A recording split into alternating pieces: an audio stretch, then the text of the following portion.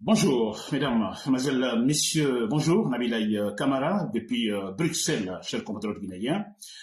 Très bien, voilà. Donc, après un bon moment, en fait, nous nous retrouvons encore avec des directs avec des thèmes purement politiques sur la Guinée concernant notre transition politique. Cher compatriote guinéen, notre transition, disons, notre processus de transition. Cher compatriote guinéen. Très bien. Alors, j'ai mon thème d'information, chers compatriotes. Avant tout, bonne fête à toutes et à tous, chers compatriotes. J'espère que ça a été avec la fête, d'ailleurs, hier, et qui continue encore ce week-end, chers compatriotes, n'est-ce pas? Alors, bonne fête à tout le monde, chers compatriotes. Très bien. Alors, j'ai mon thème d'information pour ce samedi, chers compatriotes. C'est à propos de la visite ou de la présence de Mamadi Doumbouya, le chef de la junte, donc le colonel Mamadi Doumbouya à l'Abi.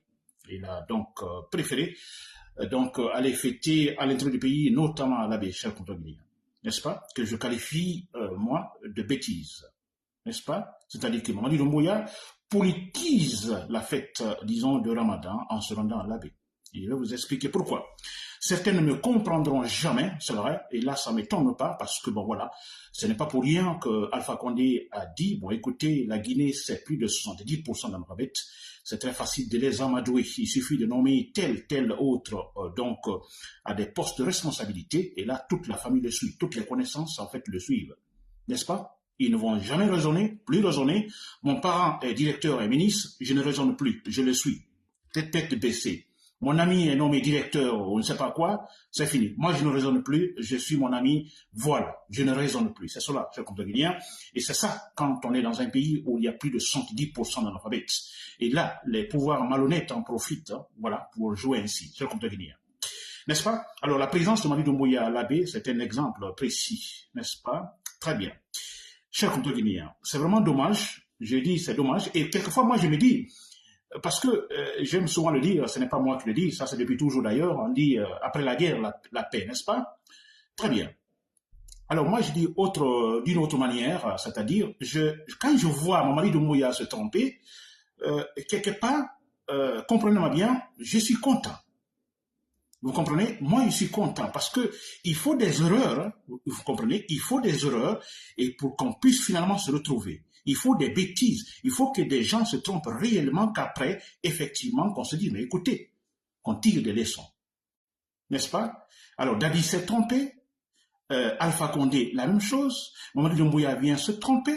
Alors moi, mais je me dis, la suite, elle est belle. Parce que finalement, on arrive à un moment donné, on se dit, mais écoutez, basta, ça y est. Vous comprenez? C'est ça, cher compatriote. Très bien. Alors, je dis bien, c'est vraiment dommage que finalement, nous parlons d'une transition, nous sommes en train de parler d'une transition qui est un processus ou un processus de transition, n'est-ce pas? Alors, c'est dommage que nous constations maintenant que, voilà, Mamadi Doumbouya cherche finalement à se faire aimer.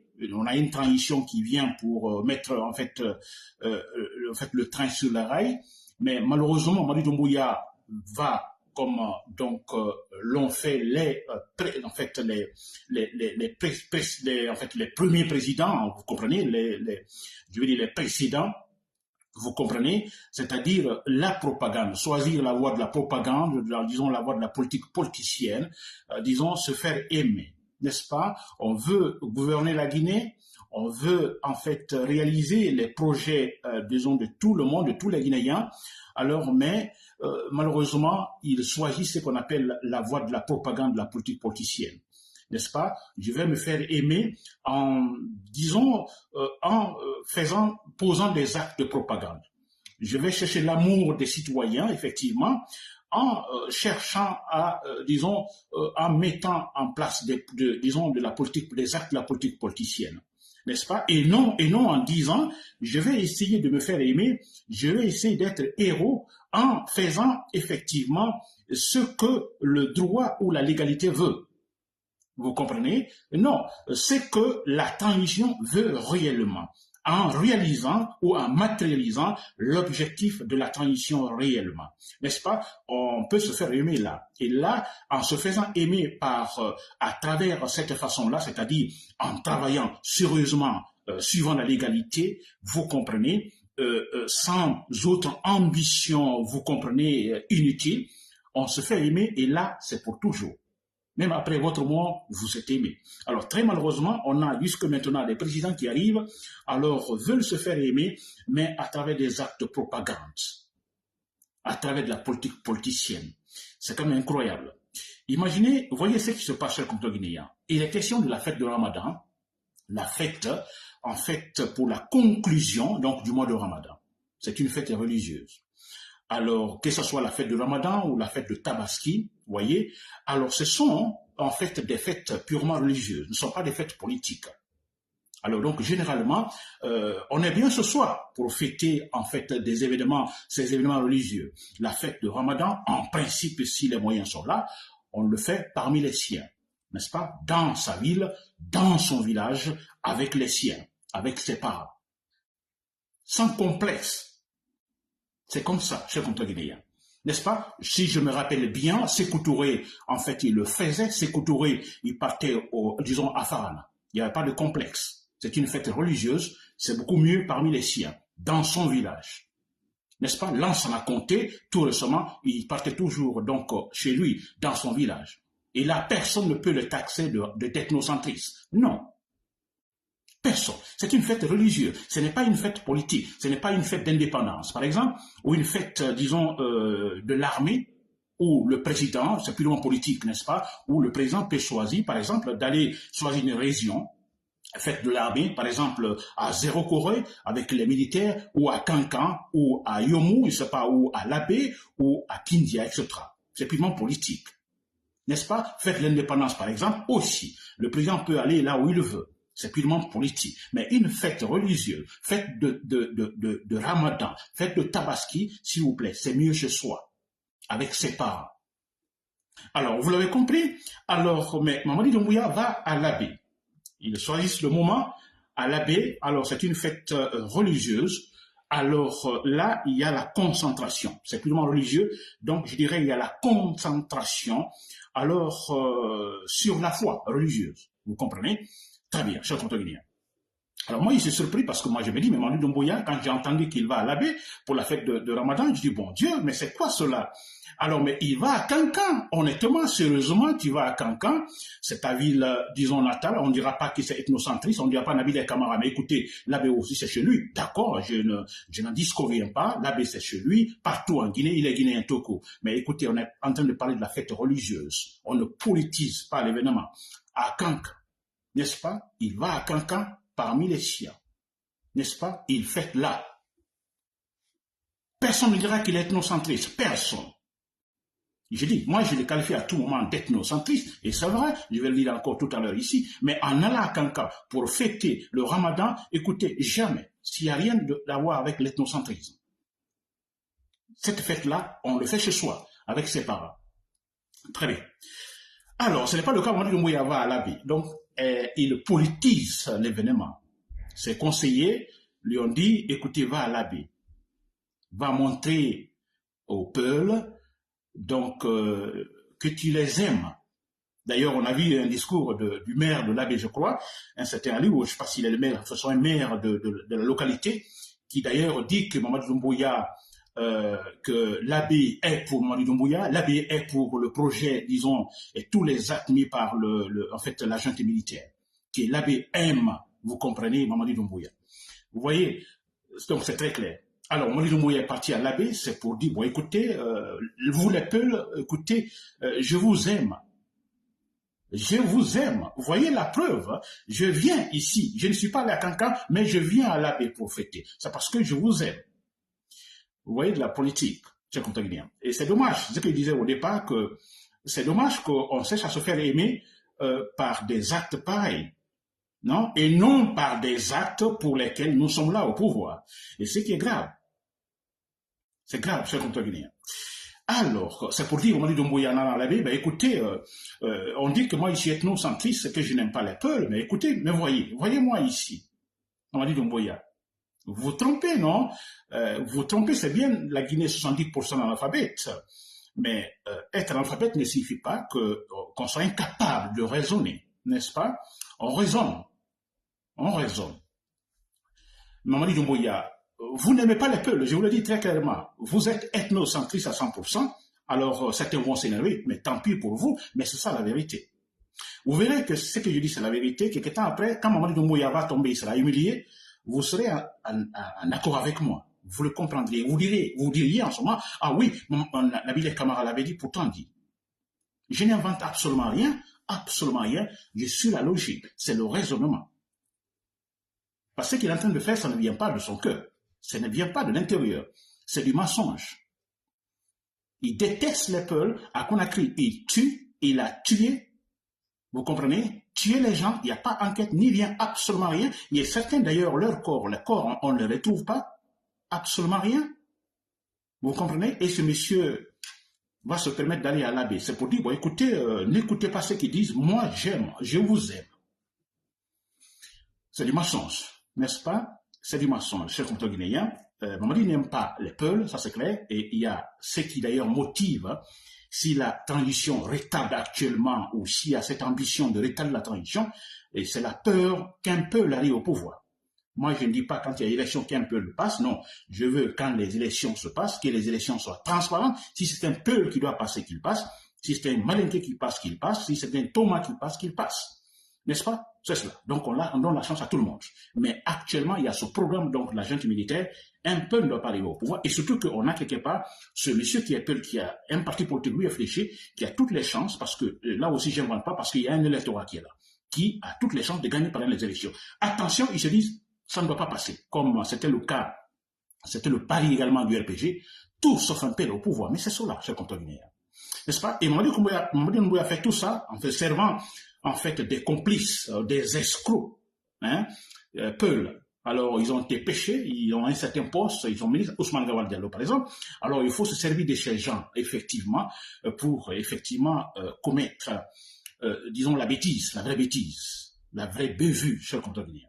N'est-ce pas? J'entends Ousmane Gawal Diallo dire, et il a posté quelque part sur sa page en disant, bon, écoutez, il remercie l'abbé, la population est sortie nombreuse, alors voilà.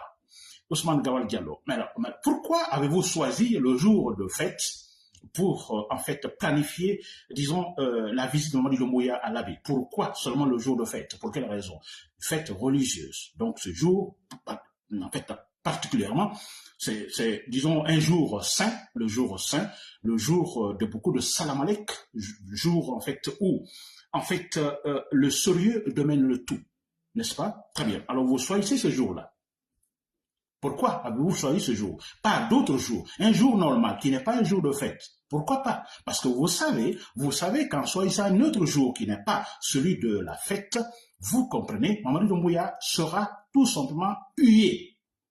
Les gens vont le huer. Ah, vous savez ça. Ousmane Gawal Diallo, il sera humilié, totalement humilié. Et pourquoi vous choisissez effectivement un jour de fête, cher compteur guinéen. C'est honteux, franchement honteux. N'est-ce pas? Alors, je disais tout à l'heure que, en fait, quand Mamadi Doumbouya disait au départ que, voilà, le beau discours, non, nous sommes là, on va essayer de tout faire pour éviter de répéter les erreurs du passé. N'est-ce pas? Ils sont dedans, depuis toujours, ils sont dedans, les erreurs se répètent, là vous le savez. Mais la grosse erreur, hein, que nous oublions, la grosse erreur de tous ces pouvoirs-là, c'est effectivement garder le pouvoir. Vous comprenez? Ça, c'est le père des pères de ces erreurs du passé. Garder le pouvoir. Tous, ils veulent garder le pouvoir. N'est-ce pas? La corruption par-ci par-là, erreur du passé, n'est-ce pas? Propagande par-ci par-là, erreur du passé. Les tueries, erreur du passé. Les manifestations, en fait, disons, refusées, erreur du passé. Mais le père de tout ça, de toutes ces erreurs-là, cher compteur guinéen, c'est de garder le pouvoir, c'est de ne pas partager le pouvoir. Ils veulent garder le pouvoir, ne jamais le partager. Ça, c'est la plus grosse erreur, en fait, commise, donc, antérieurement en Guinée, et qui se répète maintenant. Mamadi Doumbouya se bat pour cela. Il se bat pour cela. À l'abbé, il faut aller à l'abbé. À l'abbé, c'est le fief de l'UFDG, de Soudan Diallo, qu'on empêche, en fait, disons, qu'on chercherait à empêcher, en fait, de se présenter aux élections présidentielles, prochaines élections présidentielles. C'est son fief. Il faut donc tout faire à travers des complices Peul, Ousmane Gawal Diallo et tant d'autres, Vous comprenez, pour faire réussir ce pari politique de Mamadi Doumbouya. Et comme Alpha Condé l'a essayé, tant d'autres ont essayé. N'est-ce pas? Lansana Conté également l'a tenté à Cancan. En ce moment, j'étais à Cancan, j'étais encore étudiant. À Cancan, on a vu cette forme de propagande également de Lansana Conté à Cancan qui cherchait, ce n'est pas son fief, hein, c'était le fief du RPG, mais qui faisait tout pour se faire aimer. Et là, à travers des complices malinqués. Je me rappelle le recteur, Sékou Konaté, vous devez le connaître, qui était en ce moment recteur de l'université de Cancan. Alors voilà, c'était un des complices de Lansana Conté, finalement, qui a été même directeur du bureau politique du PUP, qui a été même ministre de l'Industrie, etc. N'est-ce pas? Il faut donc des complices pareils. Alors, mais où sont-ils aujourd'hui, ces gens-là, cette politique, sinon retarder la Guinée? Ousmane Gawal Diallo est dans le même lot, alors ils vont essayer de jouer ce rôle, essayer de casser, tenter, parce qu'ils ne pourront pas, tenter de récupérer ce fief de l'UFDG, de Sebdam Diallo, cher Contaguinien. N'est-ce pas? C'est très honteux, cher Contaguinien. C'était donc mon thème, vous avez compris en fait l'élément principal donc de cette intervention. Alors, cette manière de politiser, disons, une fête religieuse, cette manière, disons, autre manière, ou d'ailleurs cette forme clair et net, qui est en fait une grosse erreur du passé, c'est-à-dire garder le pouvoir, tentative de garder le pouvoir, ça pour devenir. Alors, ce que je ne comprends pas, c'est que l'intelligence n'y est pas. Nous sommes si inintelligents, c'est vrai, et parce que, écoutez, sachant que tout cela va se terminer par un chaos. Ça se termine par un chaos, ça ne va jamais aboutir. Ça ne va absolument jamais aboutir. Cette forme de pratiquer le pouvoir, se faire aimer, vous comprenez, à travers des actes de politique politicienne, à travers des actes de propagande, ça ne va jamais réussir. C'est toujours l'échec à la fin. Mamadi Doumbouya, tout l'échec à la fin. Mamadi Doumbouya, vous vous faites tromper par ces gens autour de vous. Vous comprenez? Ousmane Gawal Diallo, qui va vous donner des idées. Autant d'autres, ils sont tous là-bas qui vous donnent des idées.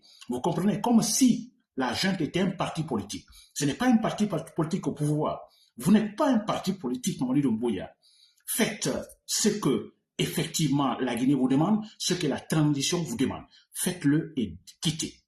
Vous voulez, parce que vous avez déjà goûté au pouvoir, vous voulez exercer, en fait, vous voulez demain, en fait, être encore au pouvoir. Vous comprenez? Alors, c'est très simple. Vous créerez un parti politique, Mamadi Doumbouya. Je vous le dis, c'est un conseil. C'est un conseil. Vous n'allez jamais écouter cela, vous ne le ferez jamais parce que déjà, vos conseillers, vos karamoko, vous avez des marabouts, vous ont dit déjà que, bon, c'est sur cela, vous serez là, etc., etc. N'est-ce pas? Mais moi, je vous donne un conseil beaucoup plus pratique, rationnel, Mamadi Doumbouya. Alors, faites ce que la transition demande. Vous comprenez, on a 24 mois, vous le faites comme il le faut. N'est-ce pas? Vous mettez les institutions qu'il faut, les institutions responsables, organiser des élections libres et transparentes. Et là, avant cela, vous créez un parti politique. Si déjà vous voulez être président demain, après la transition, vous créez un parti politique. Vous comprenez? Vous organisez des élections libres et transparentes. Mamadi Doumbouya. Qu'est-ce qui serait plus meilleur que cela? Si vous gagnez, vous continuez à diriger la Guinée pour un mandat et même un deuxième mandat. Et si vous perdez, vous vous retirez, mais là, la tête haute. On parlera tous de vous comme un héros national. N'est-ce pas? Si vous écoutez, comme parce que le voyage à l'abbé, en fait, c'est effectivement à travers des complices, des malhonnêtes qui veulent tout simplement avoir le poste. Ousmane Gawal Diallo, nous le connaissons, cet homme-là, et ils sont nombreux là-bas, ils vont essayer tous, parce qu'ils ont leur désidératat propre, n'est-ce pas, se maintenir là, le privilège de garder toujours. Ils ne veulent pas le perdre. Mais comment peuvent-ils le garder si vous, Mamadi Doumbouya, vous n'êtes pas au pouvoir?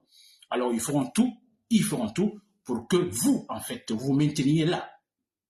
Et là, en forçant vous maintenir là, vous commettez des erreurs, et là, vous serez humilié, Mamadi Doumbouya, comme je l'ai dit.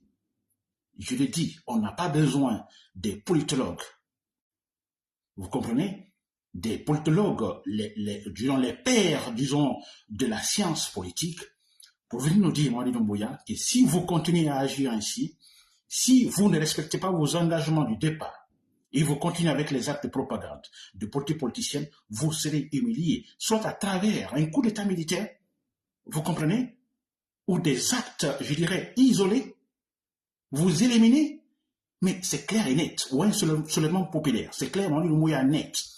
Et écoutez, On ne dira pas que je vous déteste naturellement, non, absolument rien. C'est parce que vous avez trahi votre engagement.